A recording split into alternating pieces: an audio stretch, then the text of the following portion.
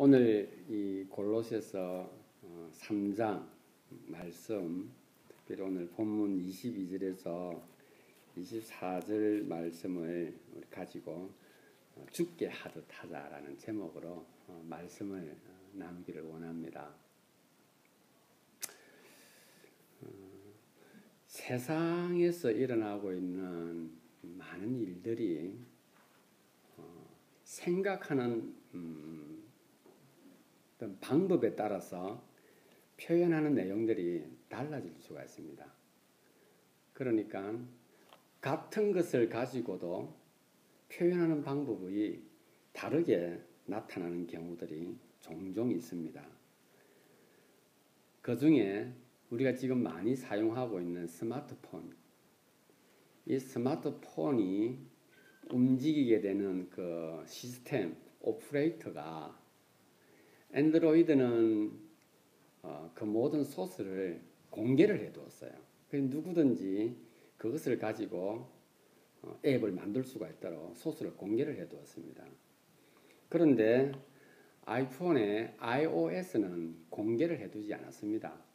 그러니까 한 회사는 공개를 해서 많은 사람들이 그것을 자유롭게 활용할 수 있게 하는가 하면, 누구든지 잘 접근할 수 있도록 하는가 하면, 어떤 회사는 그것은 자기 회사만 그것을 가지고 관리하도록 그렇게 하는 겁니다. 그리고 요즘 많이 유행하고 또 이렇게 좋은 제품으로 나오고 있는 TV, OLED 고화질 TV가 한국 삼성과 LG에서 세계적으로 제품을 생산하고 또 준비하는 과정 속에서 경쟁을 하고 있습니다. 그 OLED TV를 화면을 내는 방법도 한 회사는 우리가 기본적으로 알고 있는 컬러 TV에서 활용하고 있는 RGB 방식이라고 해요. 빨강, 초록, 그리고 블루, 삼원색을 가지고 색깔을 이렇게 만들어내는 겁니다. 그런데 이것을 대형 화면으로 고화질화 시키려고 그러면은 이 방식을 가지고서는 대형화 시킬 수가 없고, 그리고 또 선명도를 나타내기 어렵다고 합니다. 그래서 어떤 회사, LG라고 하는 회사는 거기에다가 색깔을 하나 더 넣어서 WRGB라고 하는 방식으로 제품을 만들어냅니다. 그러니까 WRGB는 화면을 크게 대형화 시키더라도 선명도가 떨어지지 않는다고 합니다. 무엇보다도 하얀색을 낼 때는 다른 색깔들을 굳이 이렇게 주사를 하지 않더라도 하얀색으로 컬러를 만들어낼 수 있으니까 제품 수명이 무한대라고 합니다.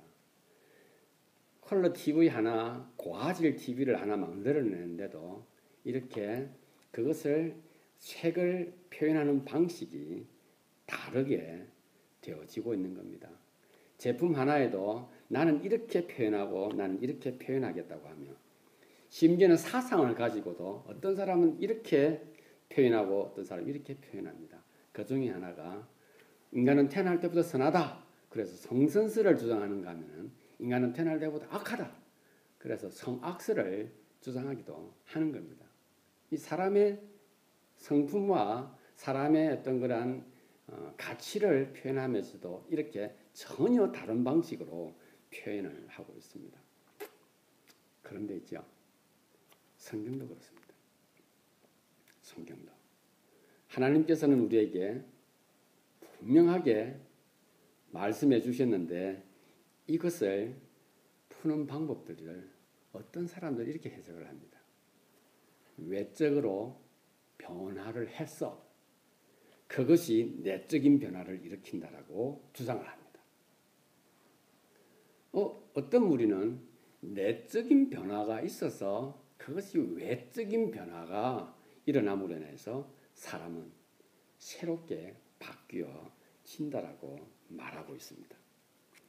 이 신앙을 표현하는 방법, 어떻게 믿을 것인가 하는 방법에 있어서도 이렇게 전혀 손바닥과 손등이 다른 것처럼, 접근을 손바닥에서 할 것이냐 손등에서 할 것이냐처럼 다르게 접근들을 하고 있습니다.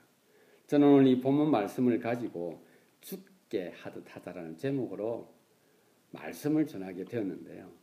제가 이 본문을 읽는 중에 죽게 하듯 하자라고 하는 이 문장이 제 눈에 들어오면서 내 머리를 통해서 제 심령에 전달되어지는데, 죽게 하듯 하자라는 말이 뭘까? 내가 죽게 하듯 하는 것이 뭘까 하는 생각을 곰곰이 해보았습니다. 그런데 제가 죽게 하듯 한다라고 하는 이 문장 앞에서, 명제 앞에서 제가 뭔가 표현할 수 있는 것이 없었습니다.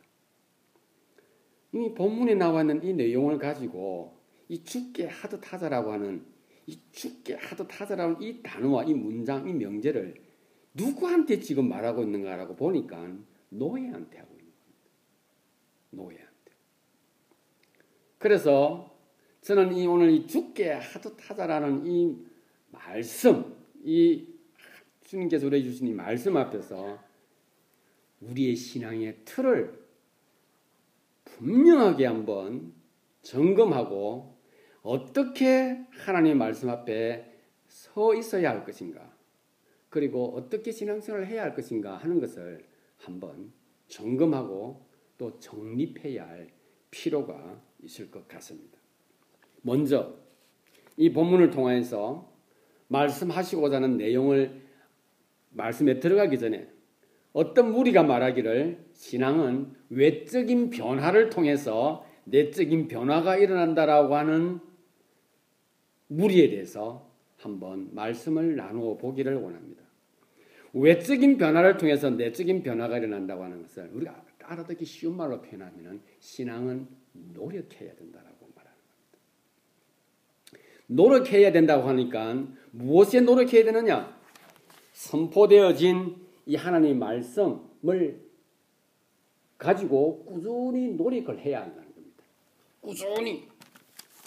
그래서 성경에서 사도 바울이 특별히 서신서를 기록을 하면서 기록한 단어 가운데 그것이 바로 행위라는 표현으로 성경은 기록하고 있는 것입니다. 외적인 변화가 필요하니까 그것을 위해서는 지속적인 훈련이 필요한 겁니다. 그리고 지속적으로 뭔가를 주입을 시켜줘야 하는 겁니다. 그리고 주입되어진 것을 지속적으로 반복하는 시간이 필요한 겁니다. 외적인 변화가 일어나야 되니까요. 그러니까 그것이 어떨 때는 강제적이기도 합니다. 어떨 때는 있죠. 그것이 아주 이게 어떤 프레임화 되어져서 틀로 우리에게 다가옵니다. 형식화되어져 있는 것이죠. 그래서 내가 바깥에서는 마음대로 살고 내가 생각나는 대로 사나 어떤 모임이 있거나 어떤 행사가 있으면 거기에는 절대적으로 자기가 거기에 맞는 경건의 자세, 옷차림을 취해서 거기에 참석을 하는 겁니다. 거기 가면 말도 조심해야 하는 겁니다. 바깥에서는 경건하지 못하더라도 그 모임에 가서는 행동도 곧 발라야 되는 겁니다. 예의 바르게 행동하는 겁니다. 원래 삶이 그렇지 않은데 거기에 맞춰 사는 겁니다. 그래서 인사를 하더라도 안녕하십시오 이렇게 하는 겁니다. 말 한마디를 하더라도 네 알겠습니다 이렇게 한다든지. 이 행동이 부자연스럽기 시작하며 사람들이 보면은 뭔가 틀에 맞춰진 느낌을 갖게 합니다. 외적인 변화를 위해서 이러한 것들이 필요하다고 생각을 하죠. 그러다 보니까 어떤 틀에 맞춰서 살다 보니 지나간 시간들과 세월, 이러한 것들은 그 사람에게 있어서는 하나의 계급이 되는 것입니다. 어떠한 무리 속에서 어떠한 형식에 얽매이다 보면 세월이 지나고 나면 무엇이 됩니까? 그게 압박이 되는 겁니다. 압박이. 내가 3년이 지나고 4년이 되고 10년이 됐는데 내가 이 무리에 있다면 내가 기본적으로 어떤 태도를 취해야 할 것인가 하는 것에 대한 압박을 갖게 되는 겁니다. 외적인 행동을 봐야 되는데 외적으로 보니까 변화된 것이 없는데 어떤 모임에 가서는 외적으로 변화된 모습을 보여줘야 한다는 사실입니다. 그래서 행동이 경직되어지죠. 그렇지 않으면서도 그렇게 살고 있는 것처럼 말을 해야 합니다. 외적인 변화가 가져다주는 압박이에요. 그러다 보니 사람들을 이해하기보다는 사람들을 판단하게 되는 겁니다. 사람들을 안아주기보다는 사람들을 허투를 하기 시작합니다. 왜 그렇습니까? 내가 가지고 있는 그 압박에 있어서 내가 너보다 낫다로 가는 모습을 어디에서 찾습니까? 그 공동체 속에서 찾으려고 하는 겁니다. 그 공동체와 관계없는 무리 속에서는 전혀 부담감을 느끼지 않습니다. 그 공동체 속에 들어왔을 때 거기에서 느낌을 갖게 되죠. 그러다 보니까 이러한 환경, 어떤 외적인 변화를 위해서 많은 시간 동안 형식에 얽매이다 보면은 표현하는 내용들이 자신보다는 타인에 관심이 많습니다. 누가 이렇게 살고 누가 이렇게 산다는 부분에 굉장히 관심이 많아집니다. 타인이 어떻게 외적인 것이니까요. 자기가 눈으로 확인하는 것에 있어서 눈으로 보이는 것으로 말을 하기 시작하는 것입니다. 사람들의 눈에 어떻게 자신이 비춰지는가 하는 것에 지속적인 관심을 갖기 시작합니다. 내가 다른 사람한테 어떻게 비춰질까? 자신의 가치 기준이 사람들의 눈에 의해서 결정되어진다라고 이미 마음을 정해버립니다. 그래서 외적인 변화가 중요하다라고 믿어가기 시작합니다. 그러면서 세월이 점점 지나다 보니 자신이 공동체 속에서 들었던 이야기들과 경험과 지식들은 자신의 하나의 틀이 되어지고 가치가 되어졌습니다. 만약에 그것이 신앙생활을 한다고 하면은 그 세월 속에 만들어진 여러 가지 생각들과 지식들이 자기가 그것으로 해서 변화되어졌다라고 착각을 하기 시작을 하는 것입니다. 그래서 어떤 일이 벌어집니까? 과학적인 증거로 신을 압도할 수 있다라는 생각을 갖게 되기 시작합니다. 외적인 것으로 드러난 과학은 숨겨져 있는 이 신앙 서적보다도 보이지 않는 하나님보다도 훨씬 강한 힘을 발휘하고 있다라고 믿기 시작합니다. 왜 그렇습니까? 많은 사람들이 거기에 동의를 하고 있으니까요. 그렇게 동의하고 있는 그곳에 자기가 동의하지 않으면 그 사람도 눈에 비춰질 때 자기는 무식한 사람이 되고 미련한 사람이 되는 거예요. 그러다 보니까 그동안 자기가 가지고 왔던 외적인 변화 속에서 그것도 수용하게 되는 것입니다. 내가 교회를 출석한다 할지라도, 내가 하나님을 믿는다 할지라도 공동체 속에서는 하나님을 믿는 것을 말하나 바깥으로 나가보니 과학적인 것에 의해서 이 신도 별로 힘이 없는 것처럼 본인이 스스로 생각을 해버리는 것입니다. 이중적인 생활을 시작하기 시작하죠. 가치가 그만큼 무서운데 바깥에서는 이런 가치를 가지고 안에 와서는 이런 가치를 가지고 있습니다. 하나는 하나입니다. 여기에서 나를 보는 그 눈에 의해서 나는 이런 가치를 가지고 있어야 되고 바깥에서 나가서 보니 그 사람들이 말하는 그것에 의해서 그 사람들이 그렇게 보고 있으니 나는 또한 거기에 가치에 맞춰서 생활하게 되는 것입니다. 그러다 보니 자신은 없어져 버리고 남의 눈에 의해서 자기 가치가 자기 존재가 확인이 되어져 버리고 마는 것입니다. 외적인 변화를 통해서 내적인 변화가 일어난다라고 시작을 했는데 그것은 어느 순간인가 보니 신앙적인 관점에 있어서도 하나님께서 말씀하고 있는 내용에서 굉장히 멀어져 간 것을 발견하게 됩니다. 무엇입니까? 말씀이고 내가 노력하면 돼 라고 생각하는 겁니다. 사랑하는 거 노력하면 돼. 열심히 하면 돼. 그러다 보면 성숙이 일어날 수 있을 거야. 자기 스스로 그걸 결정한 것이죠. 그러니 시간이 지나면서 어떻게 말합니까? 나 이런 사람이야. 나 이런 사람이야를 어떻게 표현합니까? 말을 하는 거죠. 말을. 나 이런 사람이야. 내가 말하지 않으면 누구도 모를 것처럼 느껴지는 겁니다. 그래서 말을 하는 거죠. 말을. 표현을 하는 겁니다. 이렇게. 나 이런 사람이라 표현하기 시작하죠. 그리고 자신의 말을 듣고 있는 사람에게 자신이 비춰질 것을 기대를 하는 것입니다. 그래서 여러분 특히 기도원이라든지 아니면 종교적인 어떤 그런 모임 있는 장소에 가보게 되면 어떤 말들이 많이 있습니까? 나 이런 경험했다는 말을 굳이 합니다. 왜 합니까? 나 이런 경험을 해서 난 신앙이 이렇게 좋다는 것을 말하고 싶은 거예요. 내 스스로 했으니까. 열심히 했으니까. 그것을 가지고 노력을 무던히 했으니까. 그것을 위해서 심지어 어떤 십수년을 거기에 머물러 있었으니 나 이런 사람이야. 나 이런 경험했어. 라고 말하기 시작하는 겁니다. 여러분, 자기가 했으니까 자랑하고 싶은 거예요. 자기가 했으니까. 외적인 변화를 통해서 내적인 변화를 일으킨다라고 말하면서 형식을 생각하게 되고 어떤 틀에 자신을 자꾸 이렇게 몰아간 결과가 결국은 내 스스로 무엇을 했다라고 하는 그러한 결론에 도달하게 되는 것입니다. 그래서 외적인 변화를 통해서 내적인 변화가 일어난다고 주장하는 사람들은 결국은 죄성에 의해서 결국 죄인인 자신을 확인하지 못하는 가운데 그 죄성의 모습을 사람들에게 드러내는 겁니다. 난 이것도 할 수 있고 저것도 할 수 있다. 어떤 도움이 필요 없어라고 말합니다.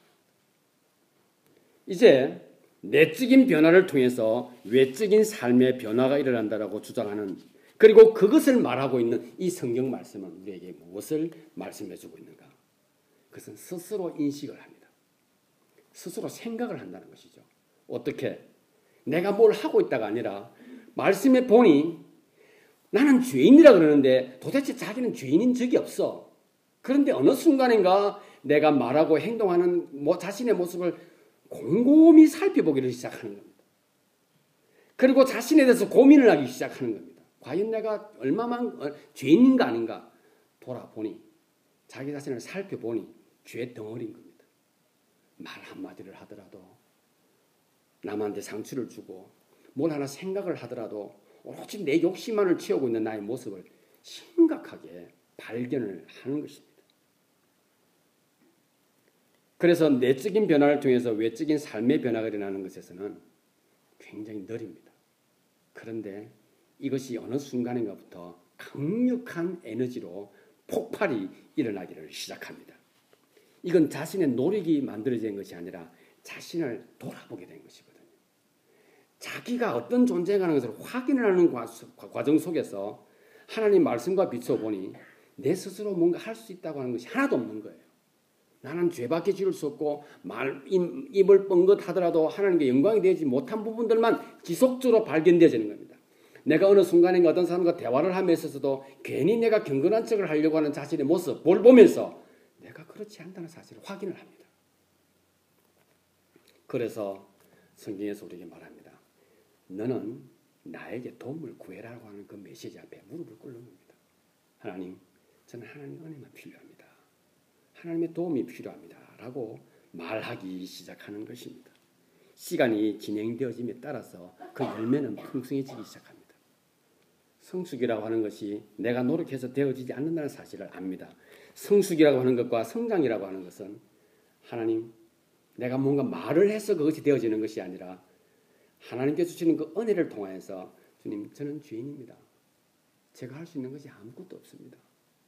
하나님 앞에서 저는 아무것도 해나갈 수 없는 미련한 존재입니다라는 고백이 되어지는 그 순간에 그는 말합니다. 내적인 변화를 통하여 외적인 성숙이 일어났을 때 그는 깨닫기 시작합니다. 하나님의 인도하심과 하나님의 은혜는 말에 있는 것이 아니라 능력에 있다는 사실을 발견해가기 시작하는 것입니다. 왜 그렇습니까? 자신을 잘 알고 있는 것입니다.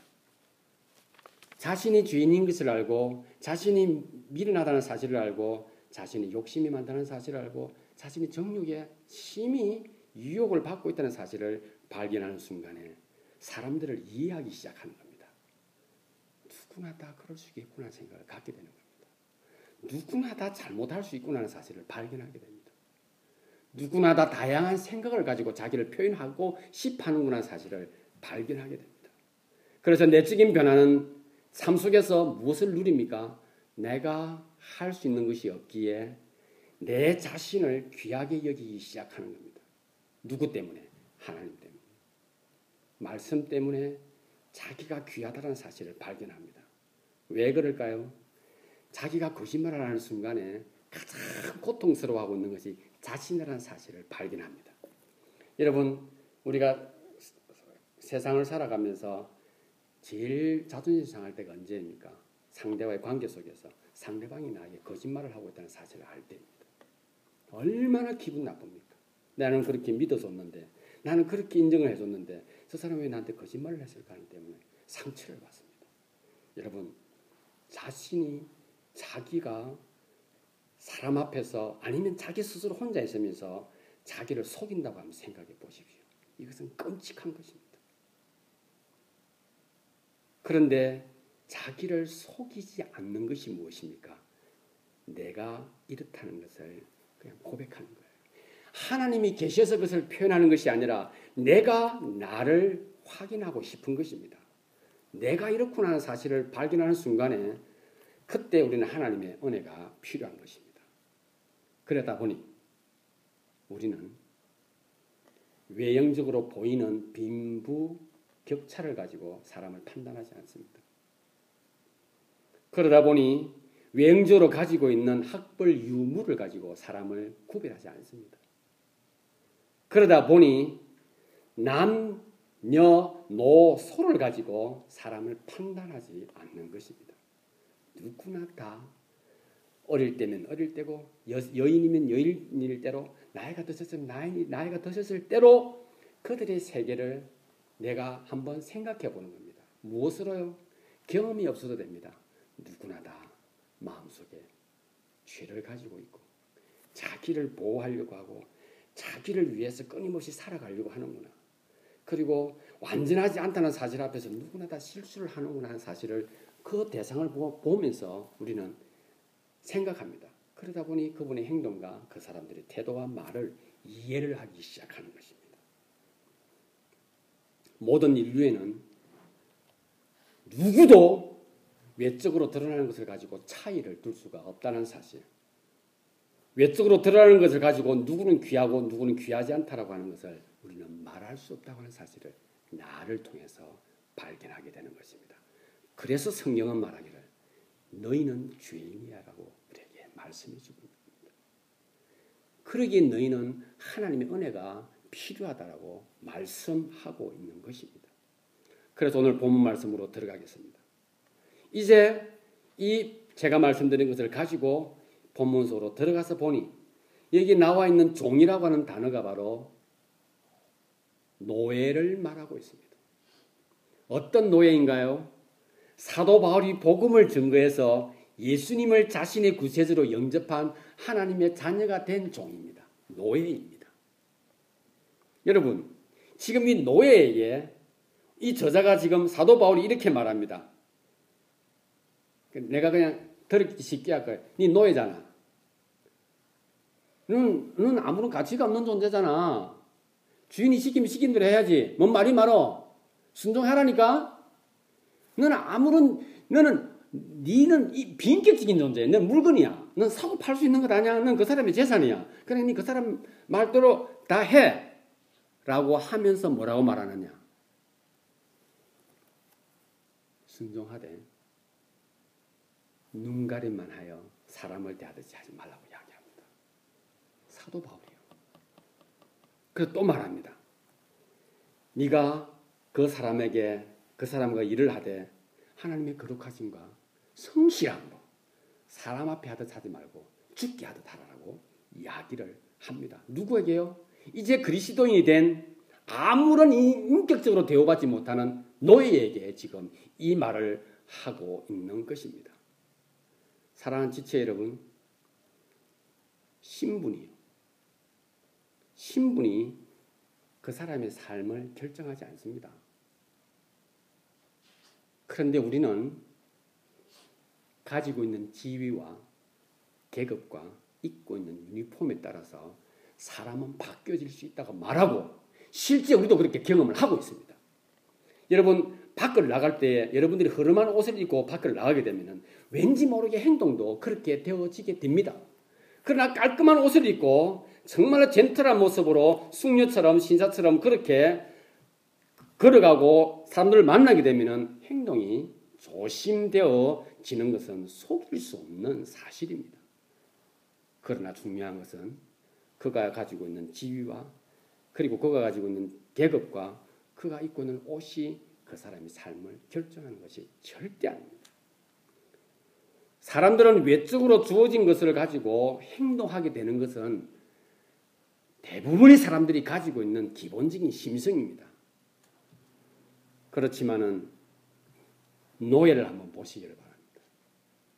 노예는 자신이 어떤 존재인가 하는 것을 알고 있기에, 자기가 어떤 부류에 속하는 걸 알고 있기에 그들은 나이가 가지고 있는 모든 것은 주인에게 달려 있다라고 철저하게 믿는 것입니다. 그러니 주인을 기쁘게 하는 것이 자신이 살아가는 방법이에요. 자신의 삶의 틀이에요. 삶의 가치예요. 그러니 본문에 나와 있는 것처럼 눈가리만 해서 그 주인 앞에서 아부를 하고 아첨을 하는 건 당연한 거예요. 그냥 살기 위해서인 겁니다. 그 주인 앞에서 노예로서 주인을 기쁘게 하는 것보다 좋은 것은 이 세상에 없는 거예요. 그 입장에서는 마치 애완견처럼 살아가는 거예요. 노예는요. 어쩔 수 없는 거예요. 그래서 생각합니다. 그렇게 파묻혀서 사는 게 내 인생이야 라고 말하는 겁니다. 이것은 이미 정해졌어. 난 이것은 바꿀 수가 없어. 난 태어날 때부터 노예로 이 신분은 영원히 변하지 않는 것이야 라고 생각하는 겁니다. 그러다 보니 생명을 유지하기 위해서, 그 삶을 유지하기 위해서 눈가리만 해서 사람 앞에서 거짓말을 하는 거예요. 막 놀다가도 주인이 오게 되면 열심히 한 것처럼, 성실하게 한 것처럼 행동하게 되는 겁니다. 그것이 그의 삶의 방식인 겁니다. 말만 잘하면 돼. 말만. 주인이 없을 때는 마음대로 하다가도 주인이 오는 것은 김치채면 그 앞에서 말만 잘하면 돼요.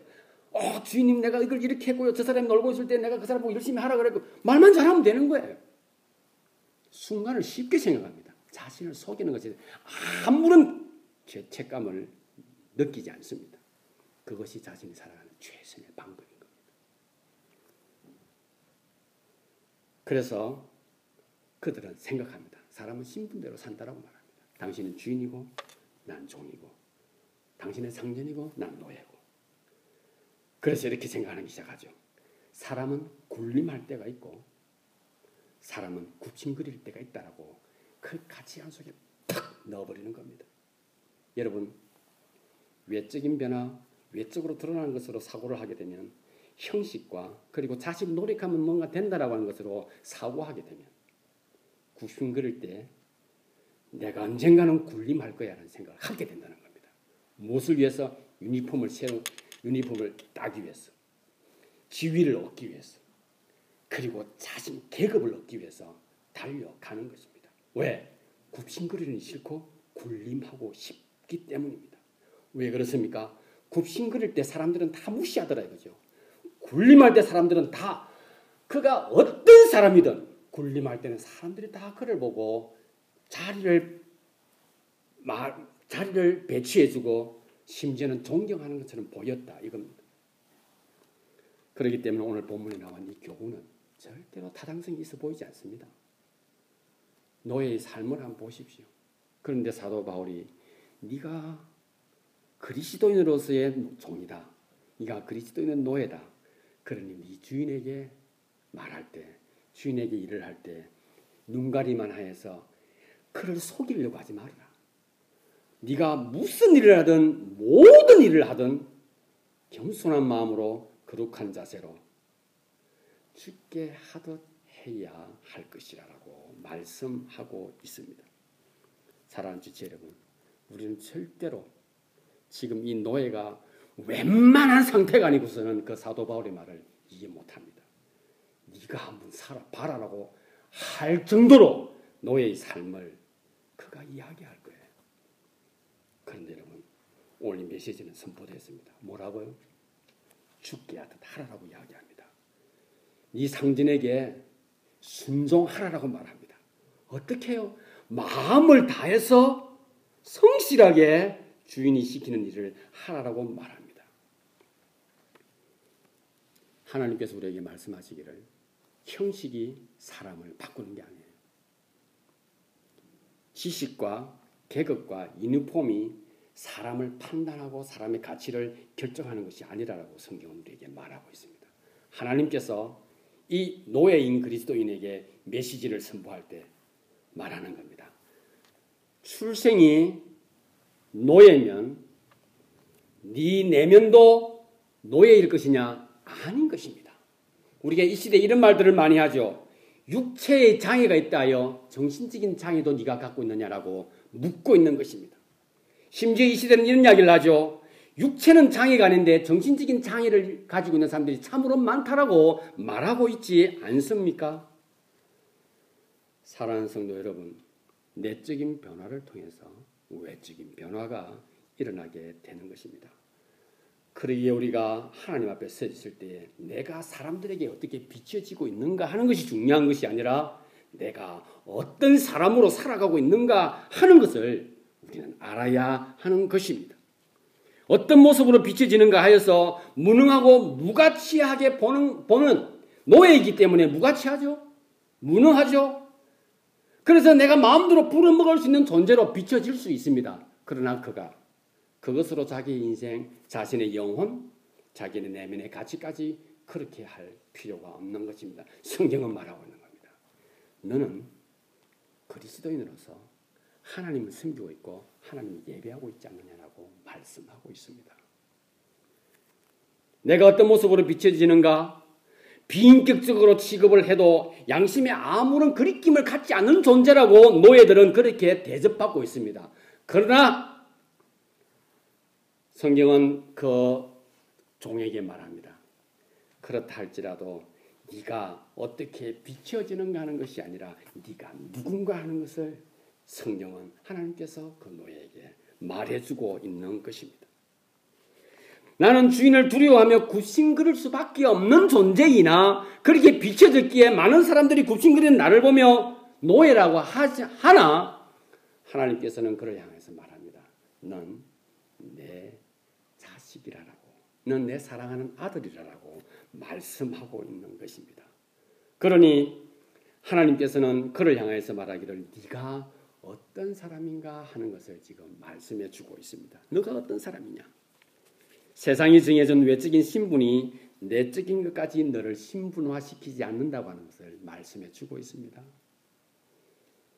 너는 몸의 주인에게 유업을 받는 것이 아니라 영혼의 주인에게 영원한 유업을, 영원한 유산을 받을 것이라고 말씀하고 있습니다.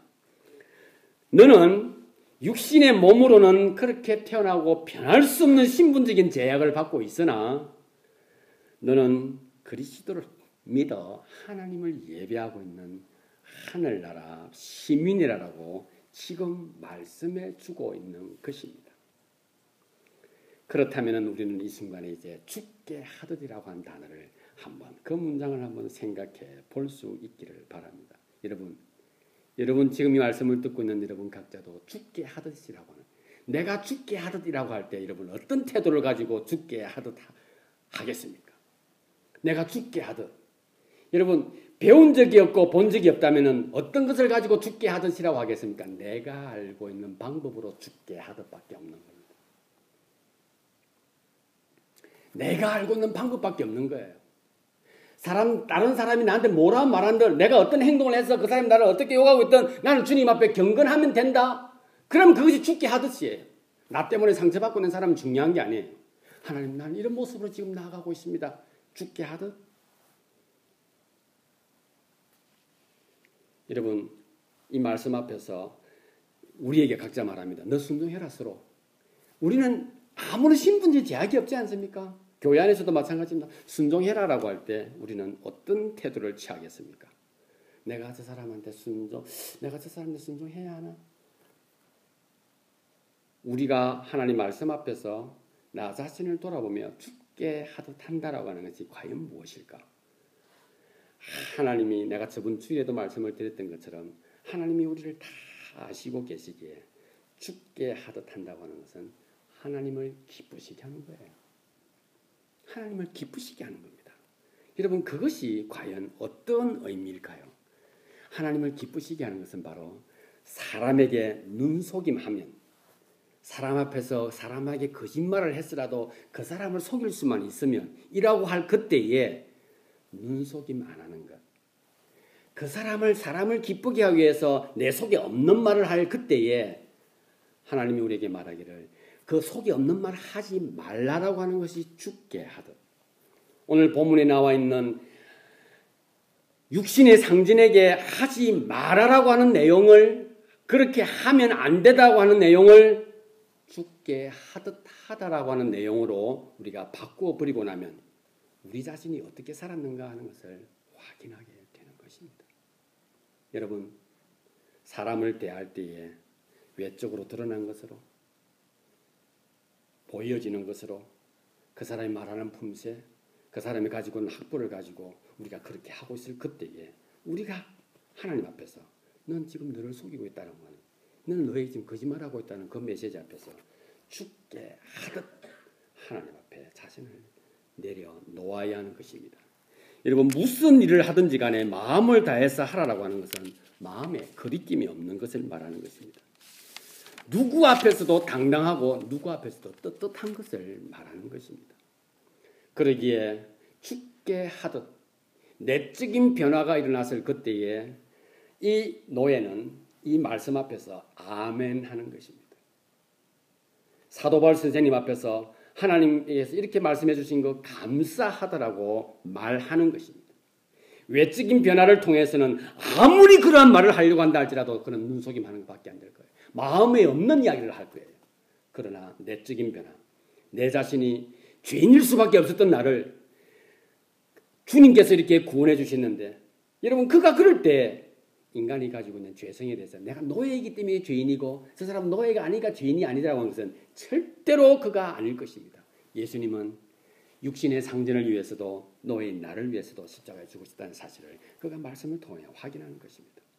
그렇기 때문에 내적인 변화는 내적인 품성으로 연결되어지고 그것은 외적인 삶으로 나타나게 되는 것입니다. 결론을 맺겠습니다. 외형적인 것으로 살아가려고 하는 유혹을 우리는 끊임없이 받게 됩니다. 보이는 것으로요. 만들어지는 것으로요.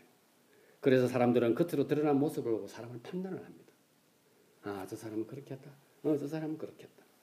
그래서 가짜가 진짜를 뺨치는 변신들이 일어납니다. 여러분, 세상에 요즘 일어나는 일들을 한번 보십시오.